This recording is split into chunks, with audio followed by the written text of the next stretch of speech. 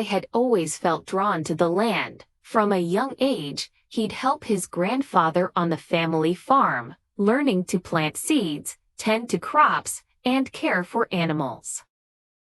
When his grandfather passed away, the burden of keeping the farm alive fell squarely on his young shoulders.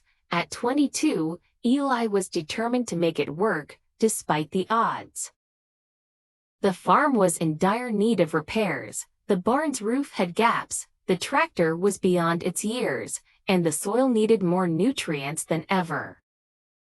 To make matters worse, Eli was grappling with a severe drought that threatened to turn his dreams into dust.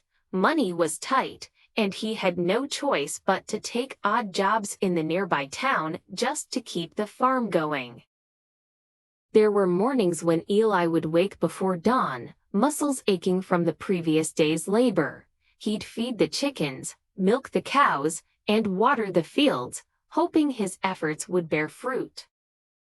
Some days were filled with frustration and despair, especially when he'd find another crop withering under the relentless sun, but Eli was resilient. He attended agricultural workshops, learned new farming techniques, and even installed a rudimentary irrigation system with the little savings he had. His efforts slowly began to pay off. The soil started to recover, and the crops corn, soybeans, and a few rows of tomatoes began to show signs of life. One day, a local journalist visited the farm, intrigued by Eli's story. The piece they published drew attention from neighboring communities, and soon Eli found himself with unexpected support. Volunteers came to help repair the barn, donations arrived to fix the tractor, and a local business offered to sponsor a state-of-the-art irrigation system. With newfound vigor, Eli expanded the farm, diversifying his crops and even starting a small beekeeping operation. His produce gained a reputation for quality, and he soon had a regular stream of customers from the town and beyond. The farm became a symbol of perseverance and community spirit. Years later, as Eli stood on his porch overlooking the fields, he couldn't help but feel a swell of pride. The early struggles had sculpted him into a resourceful and passionate farmer. His success was a testament not just to his hard work, but to the power of community and resilience. The land had asked much of Eli, but it had given back even more.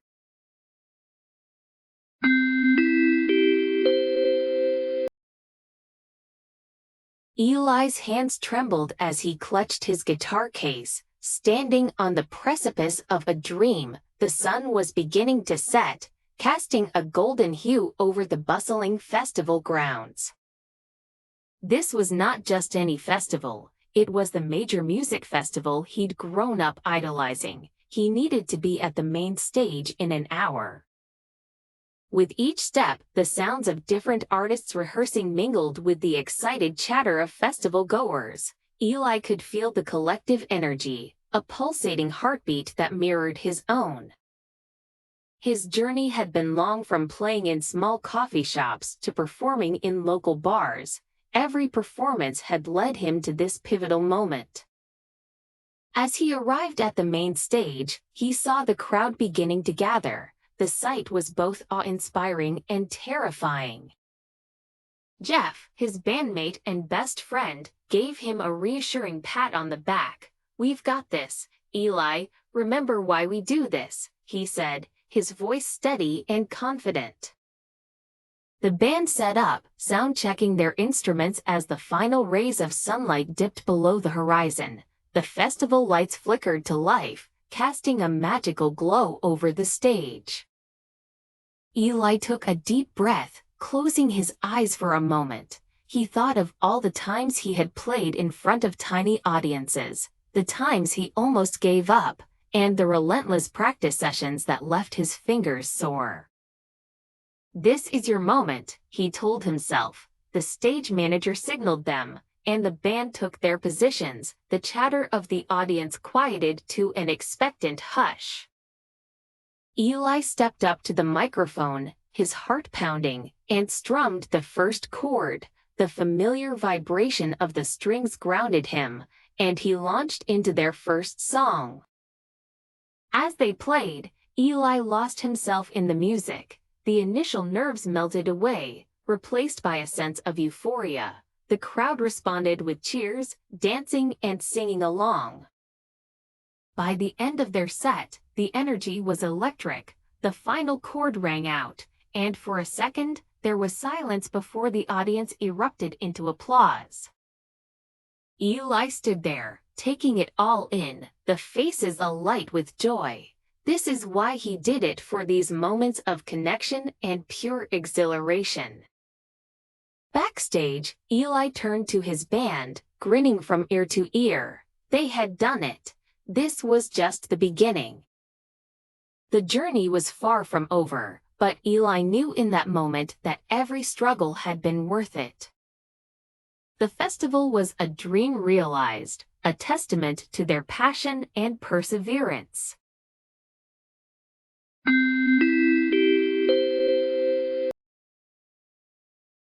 Emma's fingers hesitated over the keyboard, the familiar hum of the late-night city buzzing through her apartment window. She had achieved the dream many writers yearned for. Her debut novel had been a success, lauded by critics and adored by readers.